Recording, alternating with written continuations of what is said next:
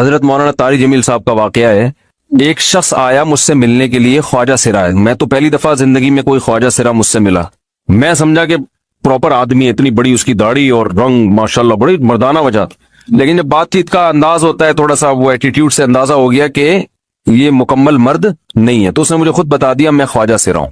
میں نے کہا بھائی ہم سے ملنے کے لیے کیسے آیا آپ, اتنی بڑی داڑھی آپ کی. تو اس نے اپنا جو واقعہ سنایا نا, میں 3 دفعہ وہ واقعہ سناتے ہوئے رویا ہوں. اور جب وہ سنا رہا تھا اس وقت میرے آنکھوں سے آنسو نکل رہے تھے. اس نے یہ ابھی بھی میرا بیان سنتا ہے وہ. اس نے واقعہ سنایا کہ میں جب پیدا ہوا تھا نا تو میں خواجہ سرا تھا. گھر میں ایسا بچہ پیدا ہو جائے والدین کی طرف سے عزت نہیں ملتی. جب 10-12 سال کا ہوا تو نہ بھائی مجھے عزت دے رہا ہے اور نہ میرا والد مجھے عزت دے رہا ہے. میں بھائی کے ساتھ کہتا ہوں مجھے باہر لے کے جاؤ تو وہ کہتے ہیں لوگ میرا مذاق اڑائیں گے تمہیں دیکھ کے. ظاہر ہے اس کی حرکتیں تھوڑی زنانہ لڑکیوں والی حرکتیں ہوتی ہیں. اور والد بھی کہیں محفلوں میں نہیں لے کے جا رہے, ایک مذاق اڑایا جاتا ہے. کہنے ایک دفعہ میں کہیں گزر رہا تھا تو یہ جو ہوتے ہیں نا خواجہ سراؤں کی پوری ایک جماعت تھی, انہوں نے مجھے پہچان لیا, دیکھا اتنا اچھا. اس وقت نہ اس کی داڑھی اور یعنی اس میں خواتین والی ہی علامتیں تھی زیادہ.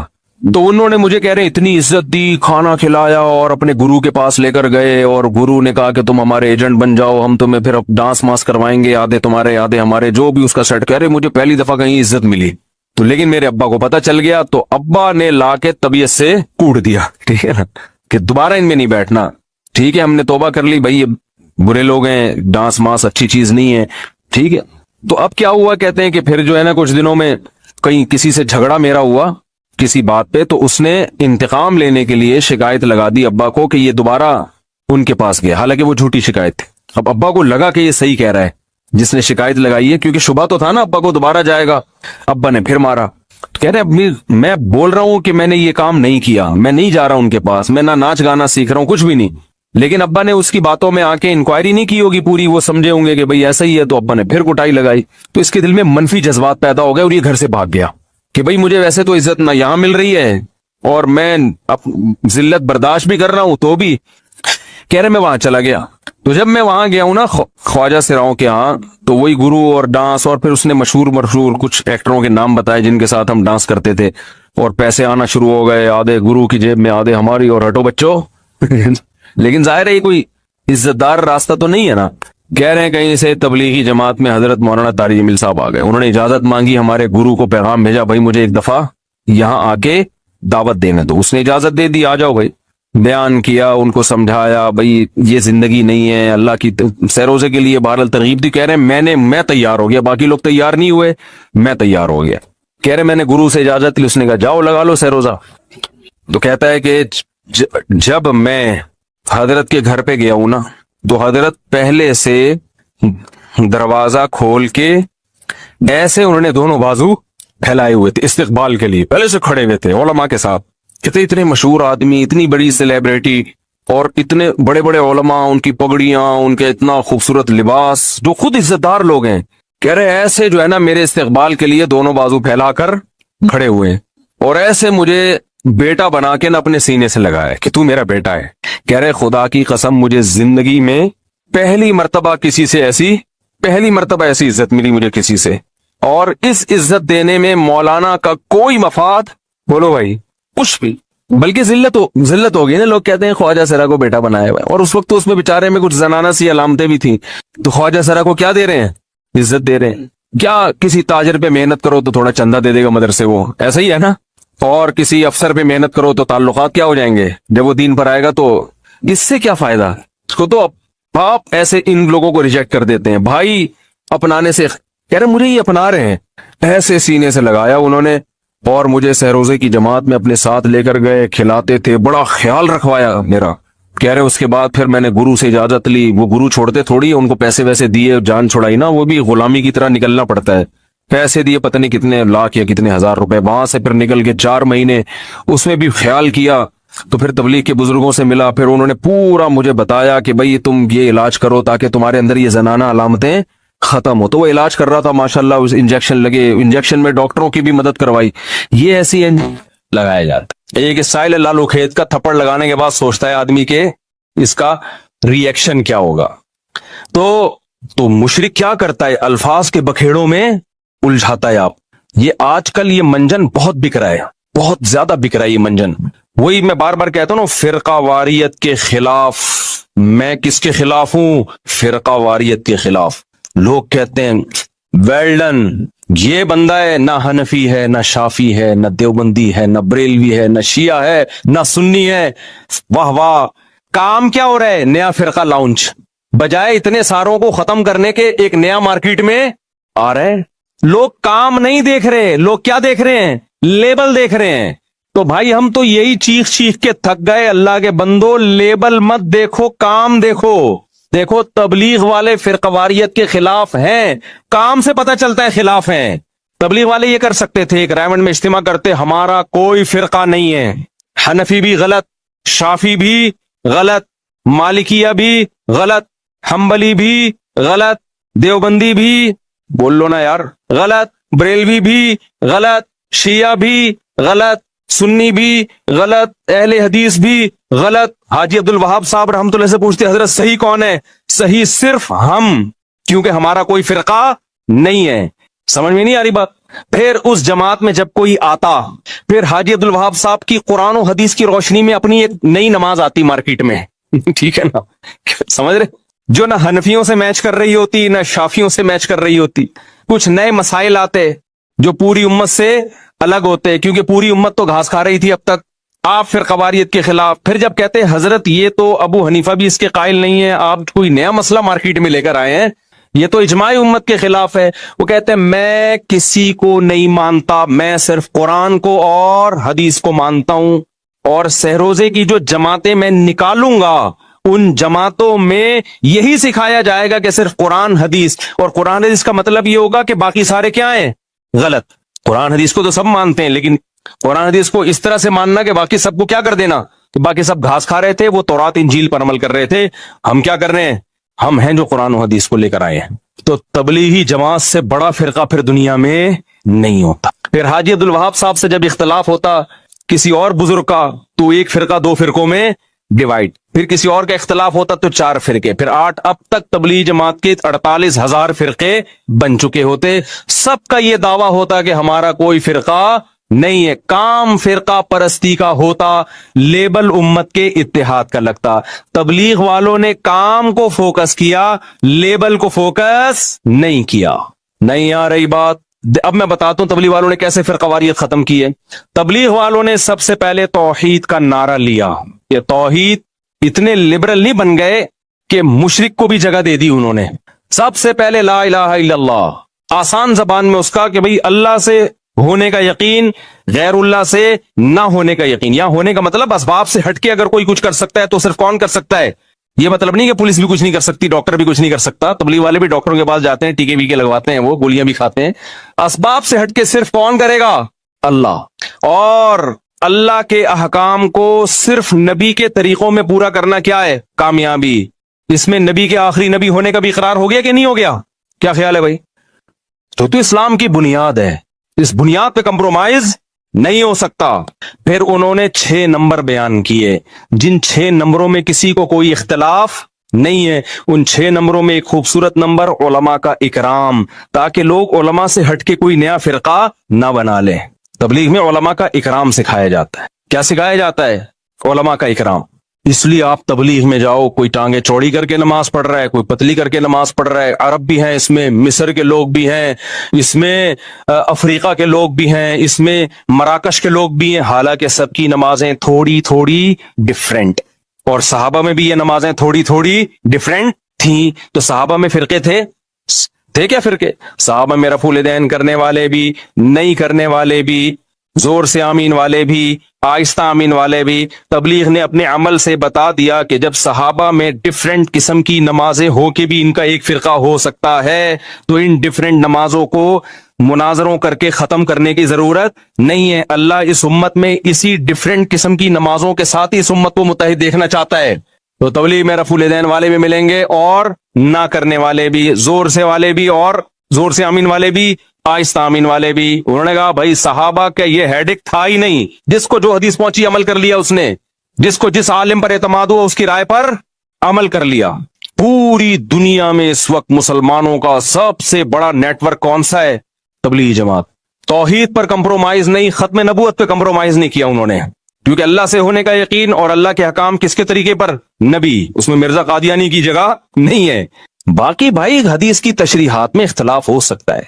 आप चाहते हो मैं अपनी रफुल यदैन वाली नमाज पूरी उम्मत पे थोप दूं, इससे इख्तलाफ खत्म नहीं होगा, इससे इख्तलाफ बढ़ेगा। उम्मत का आधे से ज्यादा तबका हमेशा रफुल यदैन के बगैर नमाज पढ़ता आया है। इसी तरह आप बगैर रफुल यदैन वाली नमाज रफुल यदैन वालों पर थोपने की कोशिश करो, इस थोपने से इख्तलाफ खत्म नहीं होगा, इससे इख्तलाफ बढ़ेगा। क्योंकि बहरहाल बहुत सारे साहबा रफुल यदैन के कायल भी, बाद साहबा रफुल यदैन के कायल भी थे, और बुखारी मुस्लिम की हदीस है। इख्तलाफ इसमें कि आखिरी दम तक किया कि नहीं किया, तो इख्तलाफ खत्म नहीं हो सकता। तो अगर आप एक नमाज भी थोपोगे दूसरे पर, तो इससे लेबल इत्तेहाद उम्मत का लगेगा। काम क्या होगा? इख्तिलाफ उम्मत का।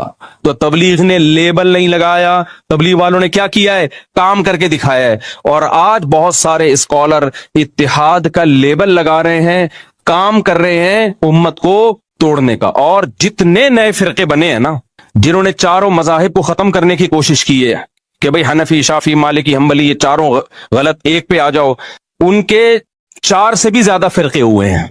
समझ रहे हो? उनके दर्जनों फिरके हुए हैं फिर, यानी वो जमा नहीं हुए। होना तो ये चाहिए था चारों को एक बना दिया जाता ना, या 4 तक रहने दिया जाता। जब उन्होंने ये कोशिश की कि 4 को खत्म करके एक पे लाए, तो कोशिश करने वाले खुद दर्जनों में बट गए। अब मैं नाम नहीं लेना चाहता उन फिरकों के कि ये फिरका वही फिर नफरतें फैलती हैं और कुछ भी हासिल नहीं होता। ये हैं खादा खाते हैं, असबाब की बिल्कुल नफी करते हैं, घर बार की परवाह नहीं करते, सब छोड़कर सिर्फ तवक्कुल पे चल रहे होते हैं, और कुरान और मुस्तनद अहादीस छोड़कर फजाइल आमाल पढ़ते हैं, जिसमें मुतअद्दिद ज़ईफ रिवायात हैं। और जो रिवायात अल्लाह के रास्ते यानी जिहाद से मुताल्लिक हैं, इनको तबलीगी जमात पर मुंतबिक करते हैं। बराहे करम इन इश्कालात का जवाब दीजिए। मुआज साहिब कराची से। मुआज साहब ने बहुत सारे सवाल किए हैं। पहला सवाल ये कि ये लोग मस्जिद में क़याम करते हैं, मस्जिद में सोते हैं। तो भाई मस्जिद में क़याम करना भी जायज़ है, मस्जिद में सोना भी जायज़ है। हजरत अली रजी अल्लाह ताला अन्हु मस्जिद में ही तो आराम फरमा रहे थे। जब रसूलुल्लाह सल्लल्लाहु अलैहि वसल्लम उनके पास गए तो मस्जिद नबवी की मिट्टी आपके रुखसार मुबारक पे लग गई थी। तो उसी पे नबी सल्लल्लाहु अलैहि वसल्लम ने अबू तुराब से आपको खिताब किया है, मिट्टी वाले। हजरत उमर ने सारी जिंदगी के लिए अपनी कुनियत अबू तुराब ही कर दी। तो हाँ, सिर्फ सोने के लिए मस्जिद में जाना, गप्पे मारने के लिए मस्जिद में जाना, ये ठीक नहीं है। तो तबलीग वाले गप्पे मारने के लिए तो नहीं जाते ना, वो तो दीन की तबलीग के लिए जाते हैं। तो जायज़ है, सोना भी जायज़ है, क़याम करना भी जायज़ है, ऐलान करना भी। ऐलान भी कोई बच्चों की गुमशुदगी का ऐलान तो नहीं कर रहे होते कि एक बच्चा नीले रंग की लेकर और पीले रंग का बनियान पहना हुआ मिला है, जिन साहब का हो आके ले जाए। तो वो तो दीन का ऐलान कर रहे होते हैं, तो कोई हर्ज नहीं है इसमें।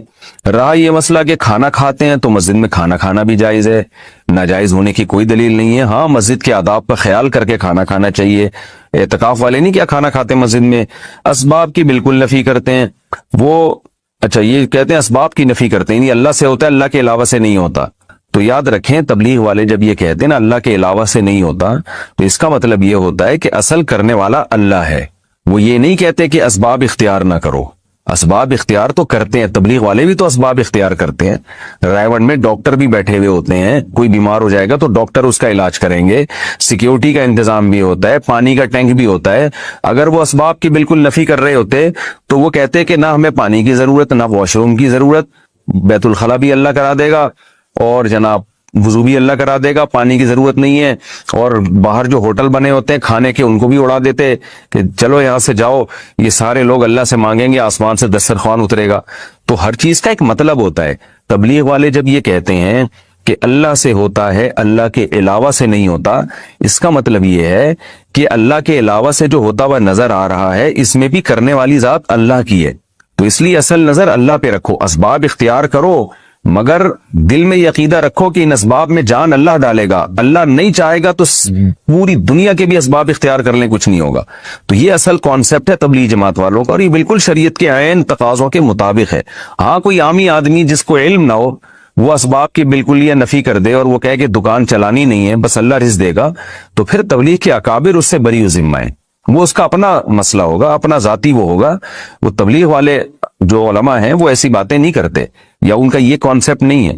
तो असबाब से होने का मतलब क्या है कि یعنی اسباب سے نہ ہونے کا مطلب یہی ہے کہ جیسے وہ ایک مثال بھی دیتے ہیں نا کہ آگ کا کام ہے جلانا، لیکن ابراہیم علیہ السلام کو آگ میں ڈالا گیا تو آگ نے نہیں جلایا. اس سے پتہ چلتا ہے جلاتا اصل تو اللہ ہے.